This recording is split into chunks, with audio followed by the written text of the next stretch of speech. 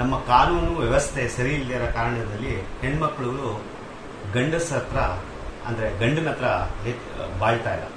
ಏಕೆ ಅಂತಂದರೆ ದುಡ್ಡು ಸಿಗುತ್ತೆ ಅಂತ ಹೇಳಿ ಕೆಲವು ಹೆಣ್ಮಕ್ಳು, ಎಲ್ಲ ಹೆಣ್ಮಕ್ಳಲ್ಲ, ಕೆಲವು ಹೆಣ್ಮಕ್ಳುಗಳು ದುಡ್ಡು ಸಿಗುತ್ತೆ ಅಂತ ಅಂದ್ಬಿಟ್ಟು ಗಂಡನ್ನ ಒಂದೊಂದು ತಿಂಗಳಿಗೂ ಚೇಂಜ್ ಮಾಡ್ತಾ ಇದ್ದಾರೆ.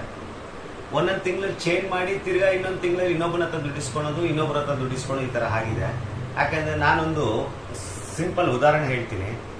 ಏನಂತಂದರೆ ಅದಕ್ಕಿಂತ ಮುಂಚೆ ಈಗ ಏನು ಕಾರಣ ನಡೀತಾ ಇದೆ ಅಂತ ಹೇಳ್ತೀನಿ. ಈಗ ನನಗೆ ಗೊತ್ತಿರೋವಂಥವ್ರು ನನ್ನ ಬ್ರದರ್ ಮನೆಗೆ ಹೆಣ್ಮಕ್ಳುಗಳು ಗಂಡಸರೆಲ್ಲ ಬೀಗ ಒಡೆಸಿ ಹೆಣ್ಮಕ್ಳುಗಳನ್ನ ಮುಂದೆ ಬಿಟ್ಟು ಬಾಗಿಲು ಹೊಡೆದು ಮನೆ ಒಳಗಡೆಗೆ ಕೂತ್ಕೊಂಡಿದ್ದಾರೆ. ಹೆಣ್ಮಕ್ಳನ್ನ ಬಿಟ್ಟು ಒಬ್ಬ ನಿರ್ದೇಶಕರು ಇದ್ದಾರೆ, ಪ್ರೊಡ್ಯೂಸರ್ ಇದ್ದಾರೆ ಅಂತ ಹೇಳಿ ಅವನು ವಾರ್ನಿಂಗ್ ಕೊಟ್ಟಿರೋಂಥ ಒಂದು ಫೋಟೋನು ಇದೆ.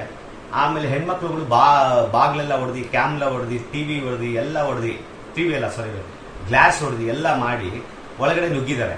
ಪೊಲೀಸರಿಗೆ ನಮಸ್ಕಾರ. ಯಾಕೆಂತಂದ್ರೆ ಅವ್ರಿಗೆ ಪಾಪ ಅಸಹಾಯಕರಾಗಿದ್ದಾರೆ. ಅವ್ರೇನು ಮಾಡೋಕ್ಕಾಗ್ತಾ ಇಲ್ಲ, ಹೆಣ್ಮಕ್ಳು ಇರೋದ್ರಿಂದ ಏನು ಮಾಡೋಕ್ಕಾಗ್ತಾ ಇಲ್ಲ. ನಮಗೆ ಅಪಾರ ಗೌರವ ಇದೆ ಪೊಲೀಸವ್ರ ಮೇಲೆ. ಆದರೆ ಏನಂತಂದ್ರೆ ಈಗ ನುಗ್ಗಿದ್ದಾರೆ, ಒಳಗಡೆ ಕಳ್ತನ ಆಗಿದೆ, ಏನಾಗಿದೆ ಅಂತ ನಾವು ಕೇಳಕ್ ಹೋದ್ರೆ ನಮ್ಮೇಲೆ ಬೀಳ್ತಾರೆ, ರೇಪ್ ಕೇಸ್ ಹಾಕ್ತೀವಿ, ಹಾಕ್ತೀವಿ ಅಂತ ಎದುರಿಸ್ತಾರೆ. ಅದರಿಂದ ನಾವು ಹೋಗಕ್ಕಾಗ್ಲಿಲ್ಲ.